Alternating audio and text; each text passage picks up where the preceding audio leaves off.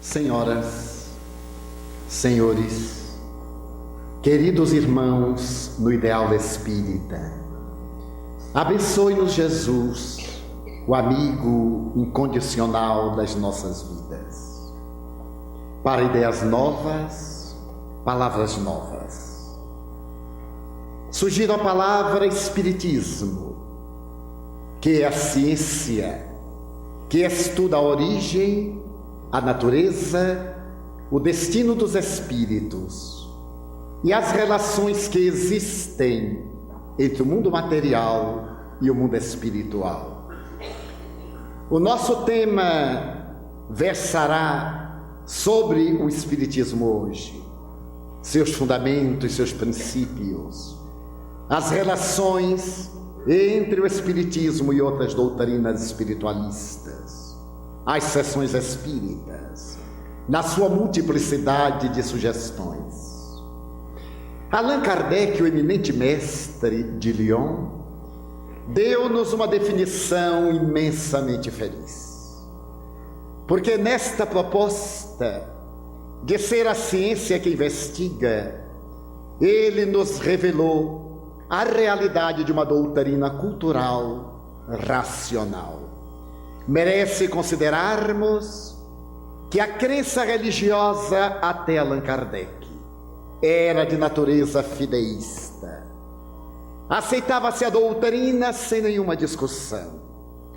E na arbitrariedade do dogma da Igreja Católica Apostólica Romana, nem mesmo os discípulos do Evangelho tinham direito e a liberdade de compulsarem a palavra do Senhor. Para tanto, a Igreja havia constituído o grupo dos teólogos, que deveriam interpretar a mensagem libertadora, a fim de que fosse seguida ipsis verbis, de acordo com o conteúdo dos seus encarregados de interpretá-la. Allan Kardec parte de um princípio de lógica e utiliza-se de uma velha lei da física. Todo efeito provém de uma causa. Logo, todo efeito inteligente provém de uma causa inteligente. E mais tarde, fazendo uma panorâmica filosófica da doutrina espírita, no item número 6 da introdução do Livro dos Espíritos, ele defende a crença espírita em 35 deliciosos parágrafos. Começa com a análise de Deus e apresenta uma definição que certamente pode dar uma ideia do infinito, uma ideia do indefinível. Deus é único, Deus é sábio, é imaterial, é infinitamente justo e bom. E nesta síntese extraordinária ele prossegue: é o Criador do universo, é a causa primária de todas as coisas, de onde saem os espíritos. E nesses 35 parágrafos, Allan Kardec caracteriza com proficiência filosófica o que é a doutrina espírita. Faz a colocação da realidade do ser imortal e, numa comparação muito feliz, demonstra que este ser imortal é constituído de 3 coisas, palavras textuais: o espírito, que é a energia primeira, a causalidade; o perispírito, que é semimaterial, numa expressão típica da época; e o soma, que é a manifestação desta realidade para a experiência de natureza material.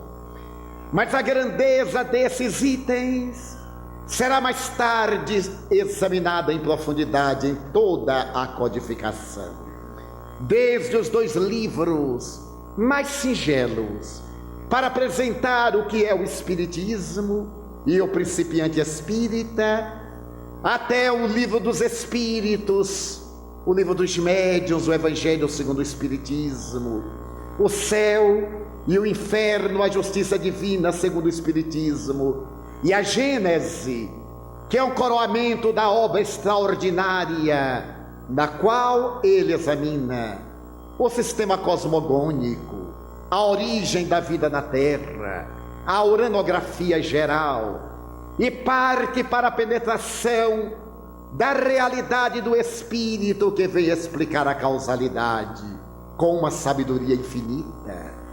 À medida em que examinamos a mensagem da doutrina espírita, mais nos fascinamos com o seu conteúdo extraordinário. Faz muitos anos, quando nos adentrávamos pela mediunidade e estávamos ainda sem nenhuma base doutrinária para nos afeiçoarmos ao que era o Espiritismo, o espírito desencarnado Viana de Carvalho apareceu-me um dia e propôs-me que lesse o Livro dos Espíritos, por ser a obra básica deste admirável conjunto de obras. Mas contando apenas 14 anos, desacostumado às leituras profundas, tomamos da obra e sentimos que não poderíamos devassá-la quanto gostaríamos. E ao perceber que era uma obra de grande profundidade, para a qual não tínhamos o discernimento necessário para aprofundá-la, lemos-la com rapidez, saltando páginas.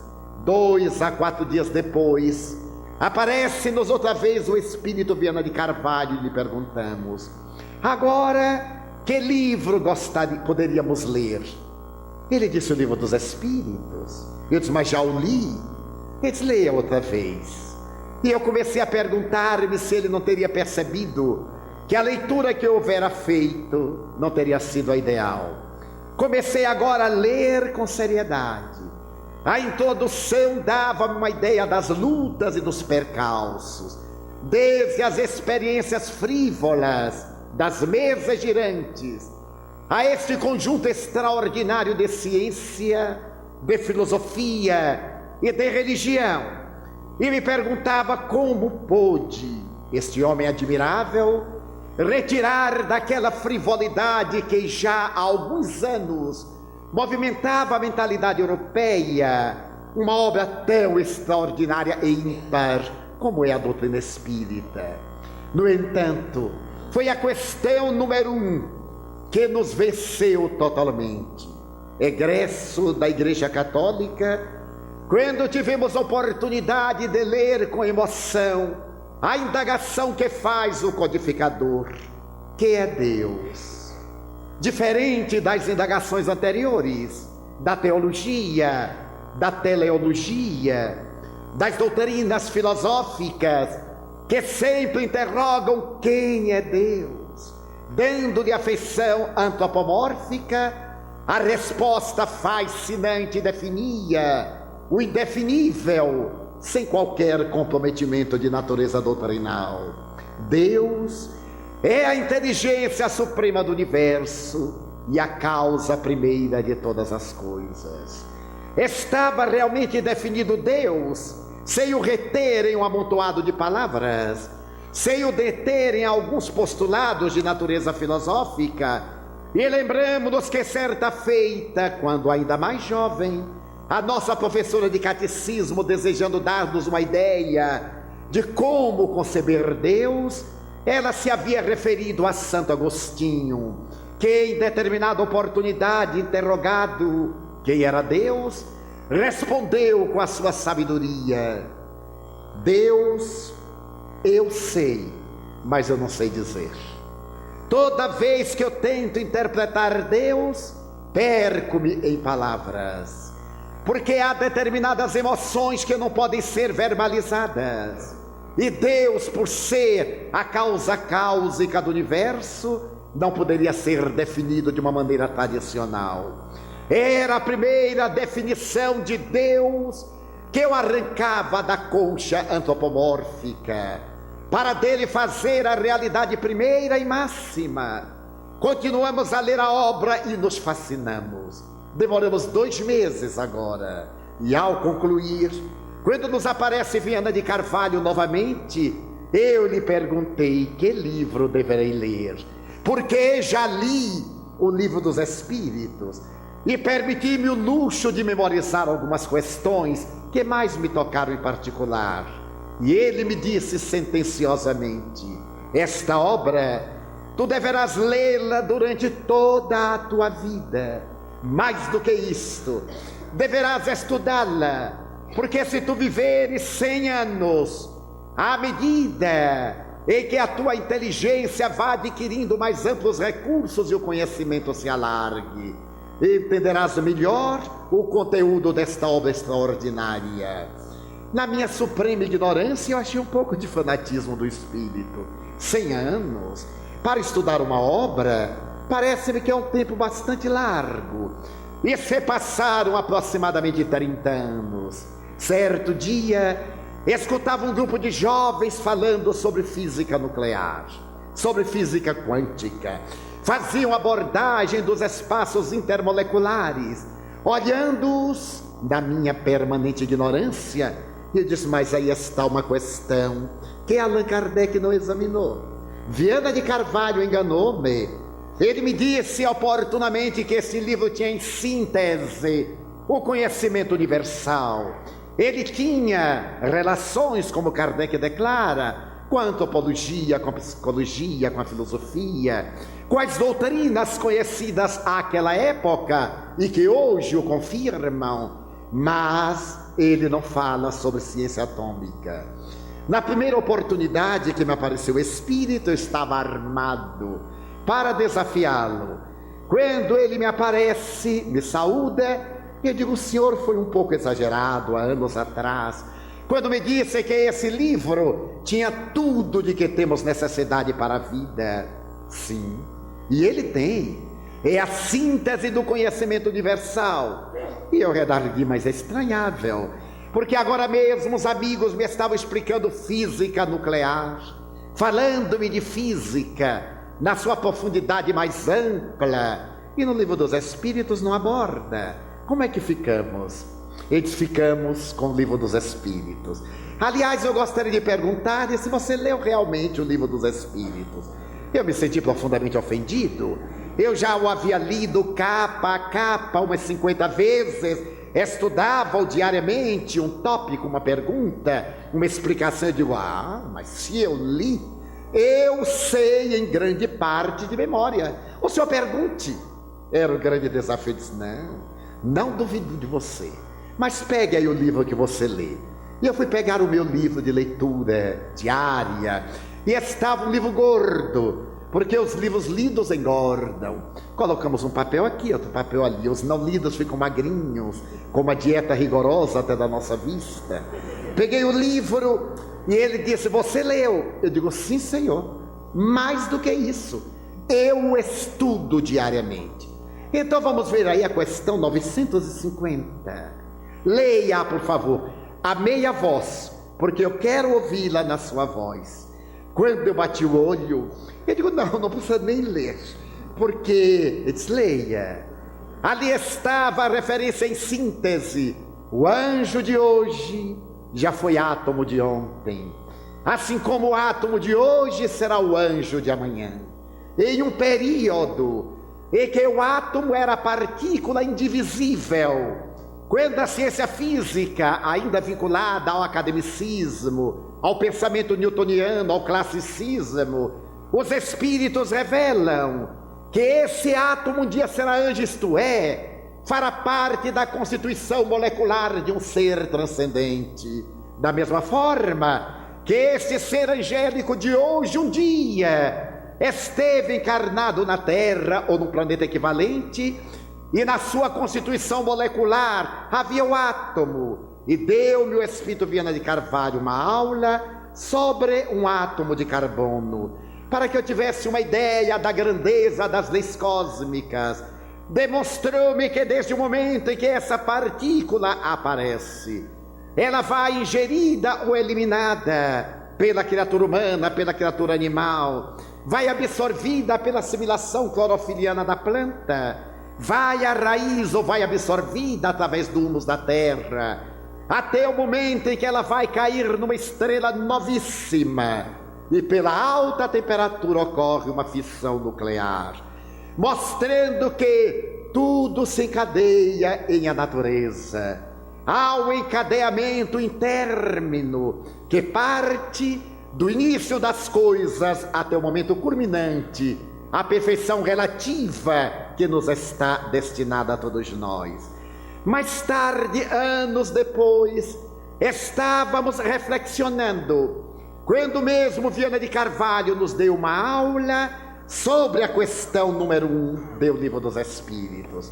Ele referiu-se que no ano de 1905, Albert Einstein apresentou a sua teoria da relatividade do tempo e do espaço. Antes, fascinado pelas doutrinas concepcionistas, Einstein havia declarado textualmente: a matéria explica a matéria, e o universo se explica a si mesmo. Posso asseverar que fora do universo nada existe. Porém, quando ele apresentou a teoria da relatividade, ele começou a meditar a respeito de uma das teorias da termodinâmica, a ciência que estuda o equilíbrio térmico do universo. E entre as várias leis da termodinâmica, ele destacava a lei da entropia, que faz a análise do caos e que demonstra que a vida, para viver, exige o desgaste de energia. Envelhecer e morrer são fenômenos naturais da degradação da própria energia.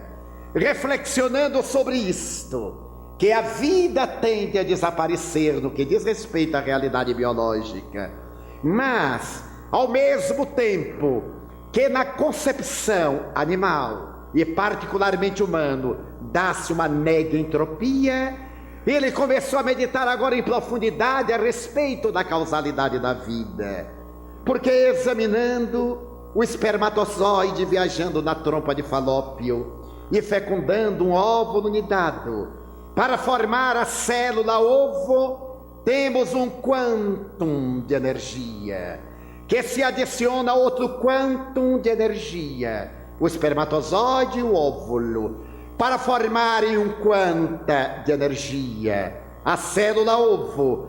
Seria de esperar-se que a lei aí se manifestasse degenerando, e dá-se exatamente o contrário.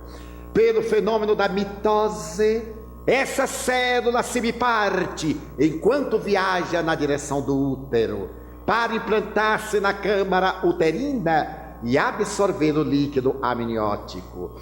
À medida em que a mitose vai multiplicando cada célula, que repete a primeira com o mesmo quantum de energia inicial, chegaremos à idade adulta de um indivíduo com 60 trilhões de células, o que nega naturalmente a degradação da matéria nos animais e especialmente na criatura humana. Reflexionando sobre isto, disse Albert Einstein: a matéria não explica a matéria. O universo não explica o universo. Posso afirmar que fora da matéria existe um poder pensante e atuante que independe dela. Era a repetição do Livro dos Espíritos. Quando Kardec publicou em 1857, iria receber da ciência mais avançada, da personalidade mais extraordinária no campo da matemática concepcionista, o grande Einstein, uma confirmação científica nas mesmas palavras. Deus é a inteligência suprema do universo, disseram os Espíritos, um poder pensante, e é a causa primeira de todas as coisas, um poder atuante. Se por acaso Allan Kardec tivesse vindo depois de Einstein, se diria que ele copiou a definição, adaptando-a a uma linguagem de natureza filosófico-religiosa. A grandeza desta doutrina se expande na questão de número 23 do mesmo Livro dos Espíritos, quando Allan Kardec interroga: que é o espírito? É o princípio inteligente do universo. Depois que a física nuclear logrou penetrar na intimidade do átomo e interpretou as partículas mais inconcebíveis dentro da concepção. E a matéria ficou reduzida à energia resfriada que se aglutina. A resposta de Allan Kardec, que Allan Kardec recebeu, encontra o mais admirável respaldo da ciência contemporânea, porquanto os astrofísicos da atualidade, fazendo uma análise do ser, vêm repetir a definição de Allan Kardec. Virchow, o admirável astrofísico inglês, no ano de 1967 na Inglaterra, pai da astrofísica, diria: eu já encontrei o Espírito. O Espírito para mim não é uma concepção, é uma realidade de laboratório que eu defino com as seguintes palavras: o Espírito é um ser de interação universal, semelhante à eletricidade e à gravidade. Reticências, que pensa, é o princípio inteligente do universo. E na questão de número 76, Allan Kardec volta a inquirir: que são os espíritos? São seres inteligentes do universo que povoam o mundo imaterial. Eles estão conosco, diz Kardec no item 6, atropelam-nos, convivem dentro de uma outra dimensão, agora perfeitamente demonstrado pela concepção das ondas, desde as antigas ondas hertzianas, as micro-ondas, na sua variedade imensa, mostrando a atualidade do pensamento espírita diante das realizações contemporâneas. Mas a doutrina, para ser apresentada, deveria demonstrar em postulados filosóficos a sua constituição como uma doutrina exata. E Allan Kardec, através da sua obra, demonstra que o Espiritismo tem por base Deus, que é a causa encausada. E imediatamente o Espírito, criado por Deus, desde quando criado também mortal, porque ele tem a seiva divina nele, como assevera Joana de Ângeles, lucigênito, da luz gerado, demanda grande luz, que é o seu estado de plenitude e de sublimação. Este ser que evolve através dos milênios de eras, chegará um dia à felicidade total, quando então poderá ter uma ideia da realidade da vida agora mais plena e do universo agora mais nítida. Esta visão do Espírito não fica numa filosofia, porque sendo a ciência espírita de investigação, foi provada a realidade dos seres espirituais, eliminadas todas as probabilidades de outras manifestações, as possibilidades da telepatia, da hiperestesia indireta do inconsciente foram afastadas à medida em que os fenômenos repetiram-se à saciedade no século XIX e no século XX. Quando das experiências de William Crookes com a médium Florence Cook, ao materializar-se Kate King, o excelente pai da física, observou, por exemplo, que Kate possuía um pescoço de gazela, enquanto a médium trazia uma feia cicatriz em sentido transversal. Ele examinou ao tato e à vista e conferiu depois com a médium quando despertou. Observou que a médium tinha o mau hábito de roer as unhas, enquanto o espírito tinha unhas longas e muito bem tratadas. A médium tinha sempre a mesma estatura e Kate, ora se apresentava maior, noutros momentos parecia haver diminuído. A médium colocada sobre uma balança e o espírito noutra balança demonstrava que o seu peso oscilava ao sabor dos seus caprichos de natureza celular. Essa demonstração que exigiu de William Crookes uma definição de fé, na noite de 31 de maio de 1875, está exarada nas seguintes palavras: É uma carta que ele dirige à Sociedade Dialética de Londres. Os senhores pediram-me para examinar a possibilidade da existência do mundo espiritual. Depois que eu tive o ensejo de estudar por 3 anos e meio as comunicações através de Florence Cook, eu lhes venho dizer que esses fenômenos não são apenas possíveis, eles são reais.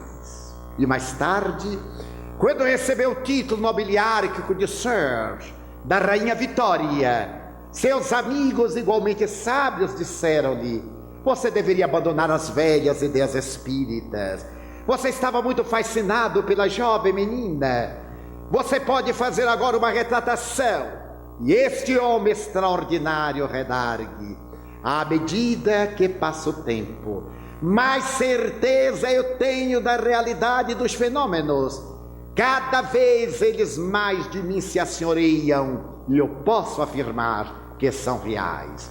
Os espíritos encontravam nesse homem da física uma afirmação das mais relevantes na história da ciência. Ao lado dele, Ernesto Bolzano, depois de dizer: eu, quando me lembro do ridículo que os espíritas sofrem, coro de vergonha, porque eu também sou espírita, e coro de vergonha por mim e pelos meus amigos sábios. E por quê? Durante mais de 20 anos, Bolzano se dedica a examinar a paranormalidade humana e adentra-se pelo fenômeno mediúnico. Ao visitar Eusápia Paladino, teve a oportunidade de pedir-lhe que ela transfira o objeto de uma mesa para outra sem contato humano. E a napolitana, cheia de viço e de entusiasmo semi-analfabeta, lhe redargue: isto é fácil demais, eu lhe darei uma prova mais contundente. Materializa-lhe a mãe, que veio falar com ele no dialeto vêneto, que era o dialeto preferido pela senhora. Absolutamente materializada, ele se comove até as lágrimas, e a partir daí vai criando hipóteses metapsíquicas ao lado de Richer e de toda uma elite de pesquisadores do século XIX para negar a hipótese espírita, que sobrevive a todas as negações e termina afirmando a sua condição de espírita. No século XX, as experiências parapsicológicas da Universidade de Duke convidam para dar início a uma nova ciência o Dr. Joseph Banks Rhine e depois a sua senhora, a doutora Louise Rhine, para criar uma ciência de investigação que esteja acima das pesquisas metodológicas da metapsíquica. Porque para a metapsíquica, um fato bastava para se opor a todas as negações. E esta afirmação voltairiana se fundamentava no pensamento do insigne pai da enciclopédia: um fato anula todas as hipóteses que se lhe contrapõem. Eles desejavam agora que se repetissem os fatos, porque o fato pode ser casual, mas toda vez que o fato se repete, ele se torna causal, deixando de ser um fenômeno efêmero para ter uma realidade. Nasce a parapsicologia, depois de 30 anos de pesquisa, na Europa e nos Estados Unidos. Os insignes mestres, criadores da doutrina, asseveram a sua convicção a respeito da sobrevivência da alma e, mais do que isto, da comunicabilidade dos espíritos. Aliás, a única maneira de que se dispõe para confirmar a imortalidade da alma. Como você falar de um país onde ninguém nunca esteve, ou de algo que outrem jamais viu? Somente os espíritos teriam autoridade para retornar à Terra e falarem da sobrevivência por meio da comunicação, que é o terceiro grande postulado do Espiritismo. Deus, a imortalidade da alma, a comunicabilidade dos espíritos. Essa comunicabilidade veio trazer o Consolador, que Jesus havia prometido à humanidade, porque não há dor que se equipare à dor da morte quando alguém que nos é querido viaja de retorno à pátria, principalmente os fideístas de doutrinas ancestrais, que se habituaram a aceitar sem raciocinar, e quando são surpreendidos pela realidade da vida transcendente, deblateram, desesperam-se, perturbam-se, blasfemam. O Espiritismo vem trazer a prova documental da imortalidade da alma. Estávamos em Uberaba no dia 2 de julho de 1989. E entre as pessoas que ali se aglutinavam, Chico Xavier, já combalido por uma série de enfermidades, começou a psicografar com outros médiuns que estavam à mesa. Ao terminar a experiência mediúnica, ele pede que os outros médiuns leiam as mensagens de que foram objeto e começa a ler também as 7 mensagens que havia psicografado. As 2 primeiras, embora mensagens profundamente consoladoras, documentando a sobrevivência da alma, pareceram-me perfeitamente normais e comuns. Mas a terceira, erequizarada em termos de uma beleza que comoveu até as almas mais insensíveis. Ele chamou um casal, ela uma dama de 42, 44 anos, ele um cavalheiro de 46, 48 anos, e começou a ler a mensagem. Um detalhe merece ser narrado. Quando eu me sentei à cabeceira oposta ao lugar em que ele fica, o Senhor me disse: mas é impressionante o fôlego deste homem. Eu sou seu hóspede porque somos amigos há 30 anos. Eu resido na cidade de Santos. Estou em sua casa, mas ele acamado eu vi apenas 2 vezes durante essa semana. Da porta do quarto eu o saudei. No entanto, quem o vê agora tão disposto psicografando, não pode ter ideia que este homem esteve à morte durante a semana. Esse detalhe é muito importante para demonstrar que ele não travara contato de espécie alguma com pessoa nenhuma. Ele chama nominalmente o senhor e Madame X. Acercam-se e ele começa a ler: minha mãezinha, com que felicidade lhe escrevo esta carta. Quero dizer-lhe que não morri, voltei, mamãe. Mas inicialmente quero dirigir-me a este pai excepcional. Eu ainda me recordo quando, durante aquele período da enfermidade misteriosa, fomos ao médico. Ele examinou-me detidamente e pediu uma série de exames. Quando fomos receber a resposta, havia dado soro positivo do HIV. E ele, apontando-me uma marca na face, me disse: é o câncer de Kaposi. Evidência de que o seu sistema imunológico encontra-se desequilibrado. Você não tem resistências, meu filho, você está com AIDS. Eu me lembro da sua surpresa, papai, o seu olhar interrogativo, a angústia. E parece ter entendido você perguntar sem palavras como a AIDS, invariavelmente uma doença que o paciente vai buscar através de uma seringa infectada numa agulha, ou através de um relacionamento promíscuo na área do sexo. As exceções são na transfusão de sangue contaminado ou na hereditariedade através da mãe. Como eu poderia estar com AIDS? Mas você não me perguntou. Pai extremoso, você não disse nada. Eu ouvi narrar a mamãe a tragédia, ouvi as lágrimas de mamãe e os soluços, entendi o desespero, mas também eu estava arrasado. A minha vida era saudável, eu ainda me encontrava no estado de equilíbrio de virgindade, jamais me havia aplicado uma droga adictiva. A partir dali, quando me internei no sanatório, mamãe, e você me ia visitar, os meus colegas de infortúnio diziam: você é um homem profundamente feliz, você tem família, tem mãe, nós somos leprosos. Alguns de nós aqui estamos com os nomes trocados para não macularmos a nossa família. Ainda me recordo de um dia em que você chegou com as luvas máscara, o avental e me disse: meu filho, não é que eu tenha medo de que você me contamine.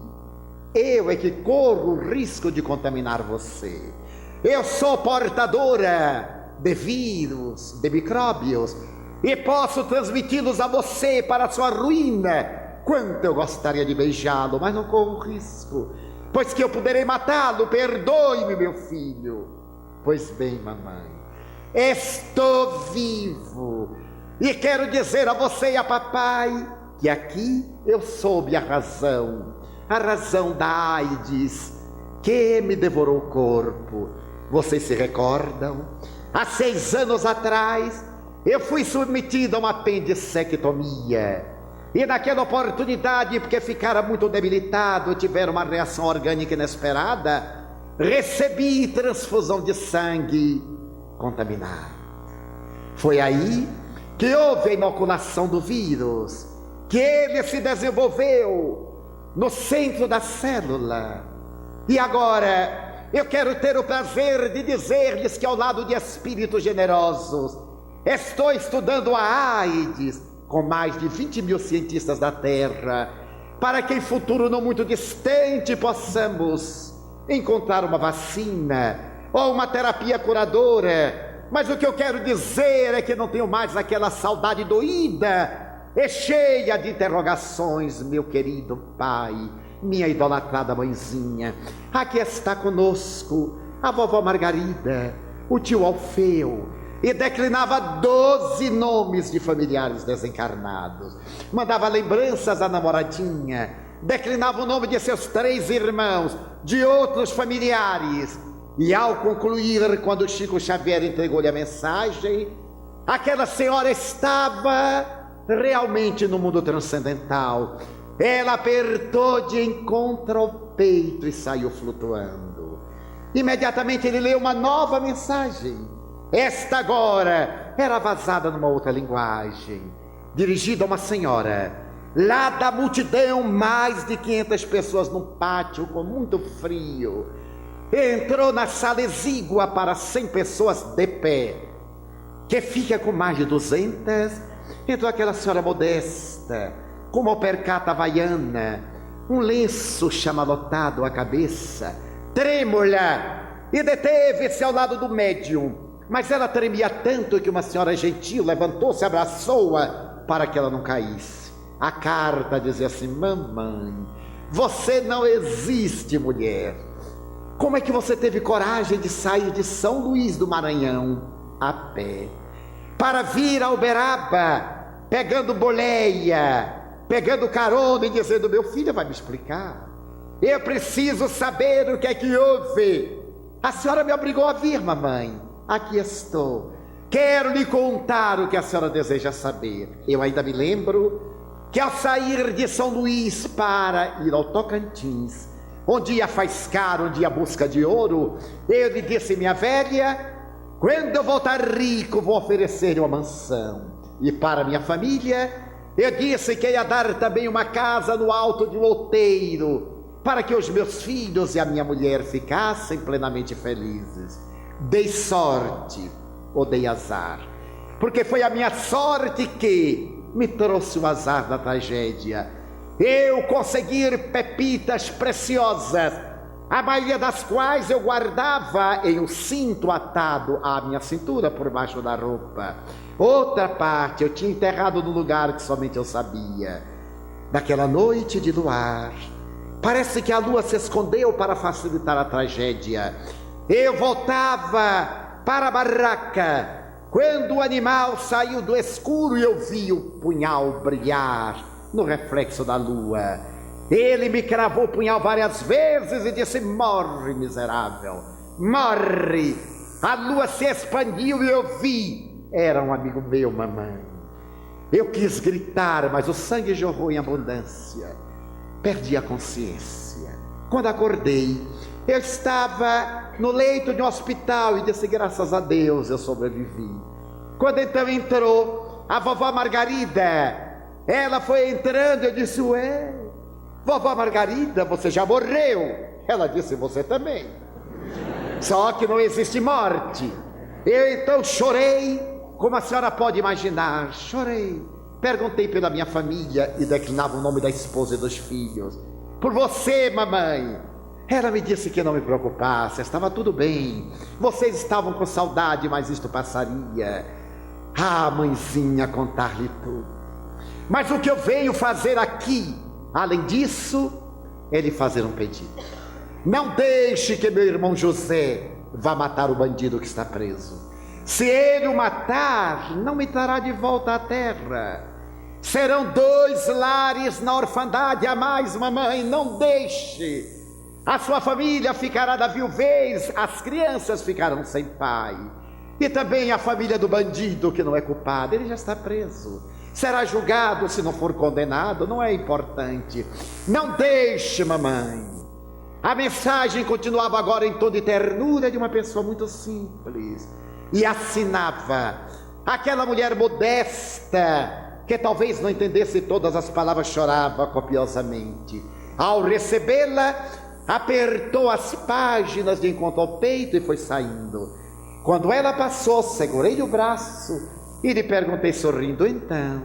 Ela disse, meu filho, voltou. Olhe ele aqui, meu filho.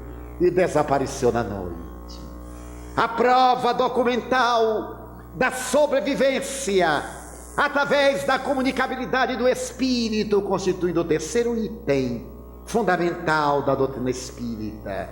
Para chegarmos agora à reencarnação, à pré-existência da alma, já agora confirmada na sobrevivência.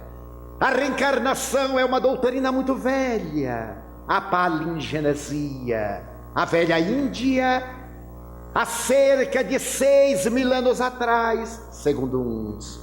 Ishiro Shidanto assevera que os Vedas são uma doutrina de mais de 58.000 anos, não confirmado ainda pela antropologia.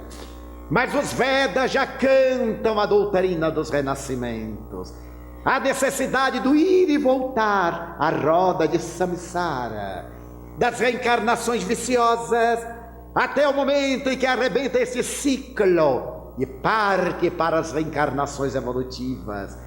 No entanto, Allan Kardec coube dar à reencarnação um conteúdo dinâmico, tirando-lhe a fatalidade. Porque na Índia, no budismo, no zen budismo, a reencarnação tem um caráter fatalista.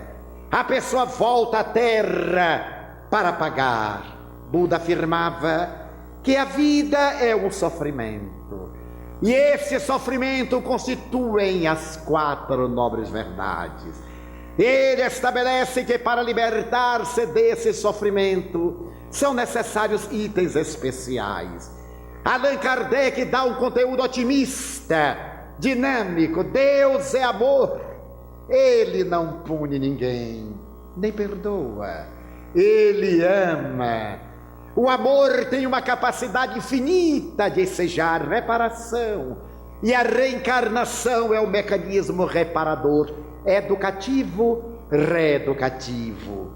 Tivemos a oportunidade de visitar a cidade de Benares, uma cidade de aproximadamente 8 milhões de habitantes, mais de 1 milhão de leprosos, apodrecendo vivos no meio das ruas, banhando-se no Ganges, onde são atirados os cadáveres, as cinzas dos que foram cremados, toda a imundícia da cidade.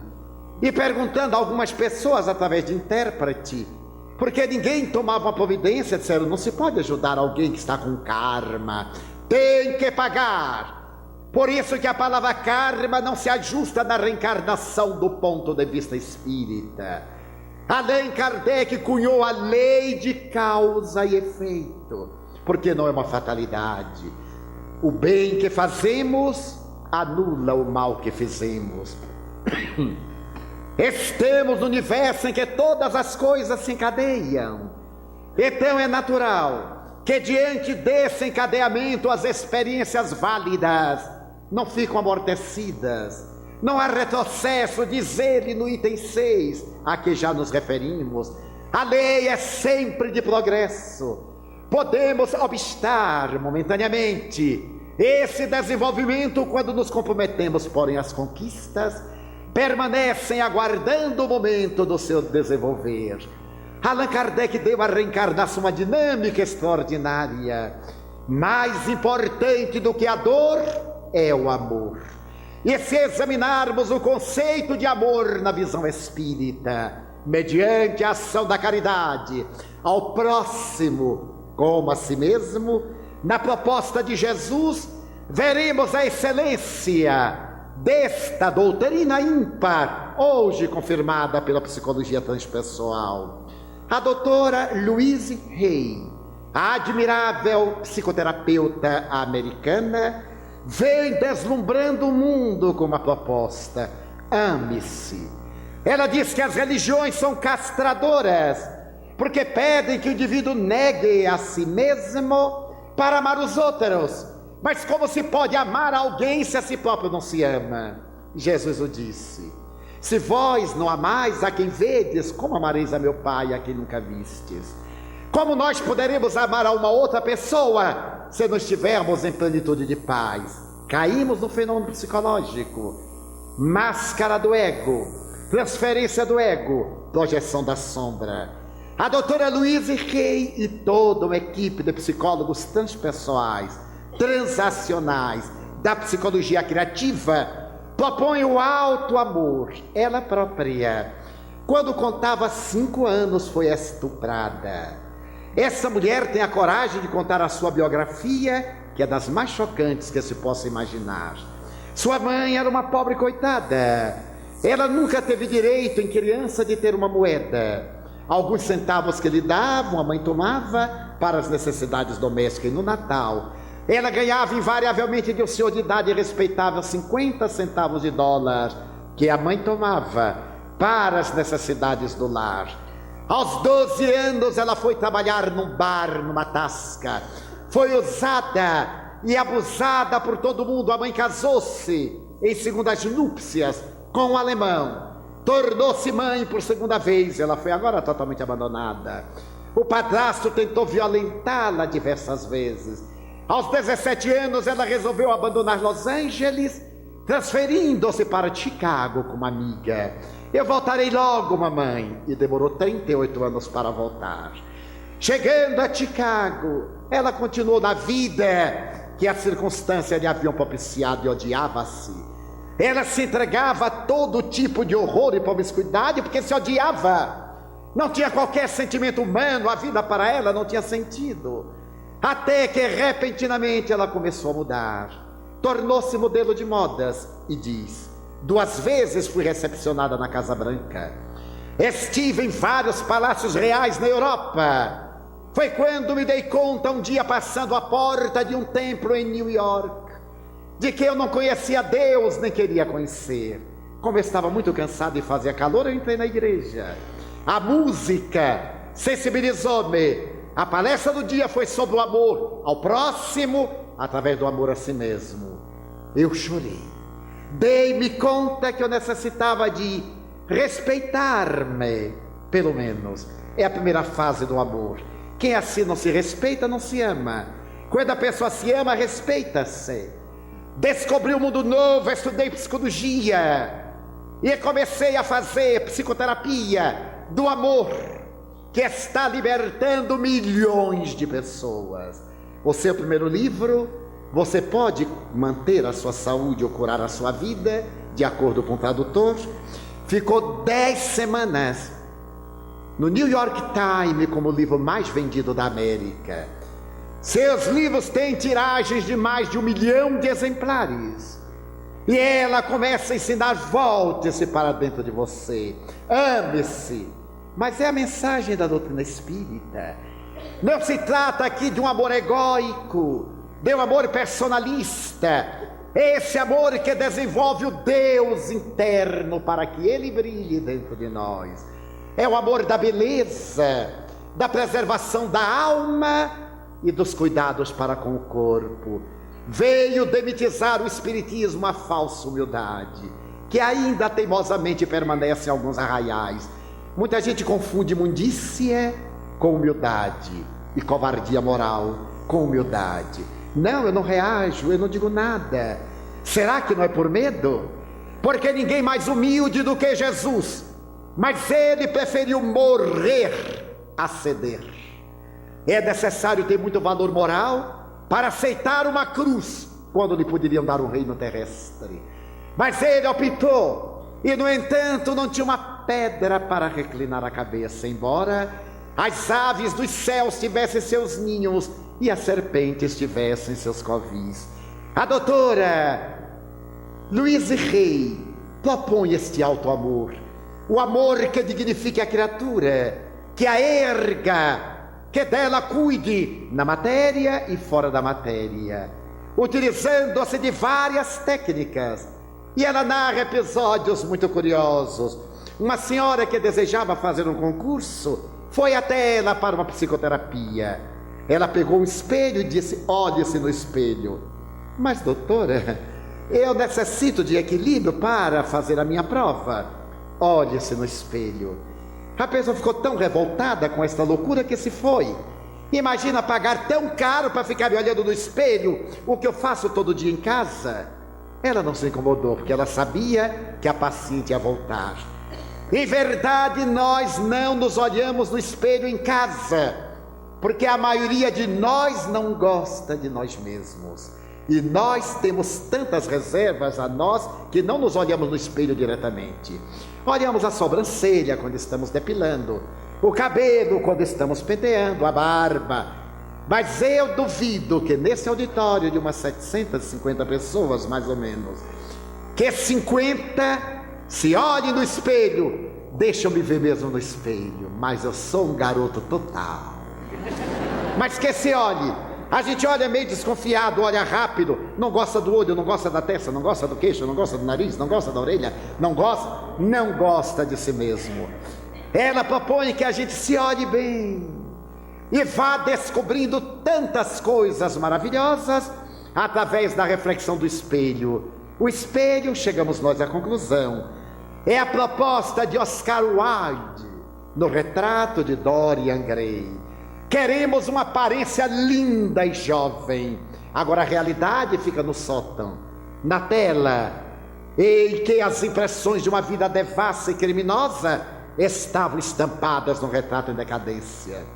A doutrina espírita nos dá uma visão do amor sem pieguismo, de um amor sem paternalismo, de um amor que promove, que dignifica. O assistente social Mário Barbosa, desencarnado há pouco tempo, proferindo uma conferência em nossa casa sobre a parábola do bom samaritano, teve a ocasião de dizer que Jesus, como psicólogo, era ímpar. Como assistente social, que era a sua área de Mário, era também ímpar. Na parábola do bom samaritano, quando aquele homem vai descendo de Jericó a Jerusalém e vê o combalido atirado a esmo, toma-se de compaixão. Esta frase é tão profunda em serviço social, sem qualquer paternalismo. Tomar-se de compaixão é envolver-se emocionalmente. Era o seu próximo, era ele quem estava caído ali. Não era um estranho, não era um judeu cujo povo odiava e a quem ele tinha o dever de odiar. Era ele quem estava caído e por isso tomado de compaixão. Ele se envolve, leva o enfermo a uma hospedaria, paga o de que é necessário para que ele se recupere depois de haver-lhe untado as feridas de óleo, e diz ao hospedeiro: dá-lhe tudo quanto necessite, pois que o que ele gastar de excesso, quando eu retorne, eu pagarei. É a ação da caridade espírita que Emmanuel, pelas mãos abençoadas de Francisco Cândido Xavier, sintetiza que a maior caridade que fazemos ao Espiritismo é a sua divulgação. Porque a caridade espírita não paternalista é a caridade da promoção do indivíduo, de fazer os fatores promocionais, de libertar o indivíduo da miséria. Oportunamente, visitando uma senhora que se dedicava à assistência social, ela me disse: Divaldo, vê esta moça aqui, é uma pobre. Era evidente que era uma pobre. Ela recebe um farnel semanal, mas nós demos este farnel à avó dela, à mãe dela e a ela. Sem me dar conta, escapuliu. E eu disse: como é que a senhora conseguiu manter 3 gerações na miséria? Mas aí eu já tinha dito: felizmente a dama não era espírita, era apenas generosa. Como é que conseguiu manter 3 gerações na miséria? Não promoveu ninguém. É a caridade paternalista, é a assistência social. Dá a coisa, mas não dá os recursos que libertem das necessidades imediatas. O Espiritismo, na visão da caridade e na reencarnação, vem tirar-nos desta roda de samsara, demonstrando que estamos na Terra para evoluir e que diariamente conseguimos valores cada vez mais belos. O 4º postulado é a crença na pluralidade dos mundos habitados. No século XIX, Allan Kardec apoiar-se no pensamento de Jesus e os espíritos dizerem-lhe que não é privilégio da Terra a vida inteligente. Jesus o havia dito numa simbologia comovedora: credes em Deus, crede também em mim. Na casa de meu pai há muitas moradas. João 14, versículo 1. Allan Kardec desdobra esta visão cosmogônica. Fala-nos dos planetas felizes, dos planetas desventurados, e coloca que a Terra é um planeta de provas e de expiações, marchando para a mudança em mundo de regeneração. Hoje, os projetos espaciais estão mandando satélites artificiais para fora do nosso sistema, para auscultar o pulsar do universo e tentarem captar mensagens de seres inteligentes. E o postulado final, uma síntese, é a revivescência do Evangelho de Jesus, Espírito e verdade, conforme ele o pregou e o viveram ele e os seus apóstolos. A verdadeira ressurreição da palavra evangélica, conforme a promessa do Consolador. E ao examinar a doutrina espírita, vemos que, em verdade, só com a visão espírita o Evangelho tem sentido. Só com a visão reencarnacionista dinâmica, com a comunicabilidade dos espíritos, com esta realidade da mensagem baseada no amor, nesse amor que leva o indivíduo à evolução, que propõe uma nova filosofia de vida. Mas quais são os seus pontos de contato com outras doutrinas espiritualistas? A mim me surpreende como nós, criaturas humanas, nos comprazemos em brigar, pelejar sempre, porque os pontos de contato entre a doutrina espírita e as doutrinas que se derivaram do cristianismo são tantos, e as suas diferenças, embora basilares, são tão poucas, que nós brigamos por pequeninas coisas e deixamos de lado as coisas importantes. Toda doutrina que se ramificou do cristianismo crê em Deus e diz que Deus é a causa primeira de todas as coisas e é a inteligência suprema do universo com variações. O Espiritismo diz o mesmo. Todas as doutrinas do cristianismo asseveram que a alma é imortal, apoiam-se no Evangelho de Jesus, embora algumas delas não concordem com a comunicabilidade dos espíritos e com a reencarnação. Aceitam que os espíritos podem excepcionalmente vir comunicar-se conosco. No caso de Teresa d'Ávila, Francisco de Assis, no caso da rainha da Suécia, uma mulher maravilhosa, Santa Brígida, que chegava a ver sobre os ombros dos sacerdotes os espíritos dando gargalhadas, e ela narrava. Essa mulher que foi mãe de 7 filhas e que se revela um médium extraordinário, foi canonizada graças à sua mediunidade, ao carisma, ao dom que Deus lhe havia dado, a mediunidade. Certo dia, encontrando com um grupo de carismáticos, uma senhora muito animada me disse: senhor Divaldo, o senhor deveria abandonar o espiritismo e ir para o grupo carismático. Eu digo: minha filha, nesta idade não dá para abandonar mais nada, a vida física é que vai me abandonar. E o que é que eu vou fazer lá? Para receber o Espírito Santo, porque o senhor diz que recebe o Espírito, mas não recebe. Eu sorri para ela e digo assim: minha irmã é muito modesta, porque a senhora se permite o luxo de receber o Espírito Santo, que é Deus no seu conceito, e não me deixa nem uma nesguinha para receber minha mãe, coitada. Deixa eu com minha mãe e a senhora fique com Deus na sua cabeceira. Como nós podemos ter uma visão tão distorcida da realidade? Mas se nós olharmos a doutrina espírita em relação com o budismo, com o zen budismo, com as doutrinas orientalistas em geral, observaremos por que Buda não tinha interesse de saber quem era Deus. Ele sabia que havia uma causa, mas como esta causa era transcendental, não interessava em tentar penetrá-la teologicamente. A imortalidade da alma ele a defende, a reencarnação ele a sustenta, a comunicabilidade ele acha desnecessária, embora não a condene nem a negue. Vê-se que o Espiritismo tem os pontos básicos de todas as doutrinas espiritualistas, com a única vantagem de poder demonstrar em laboratório a sua realidade.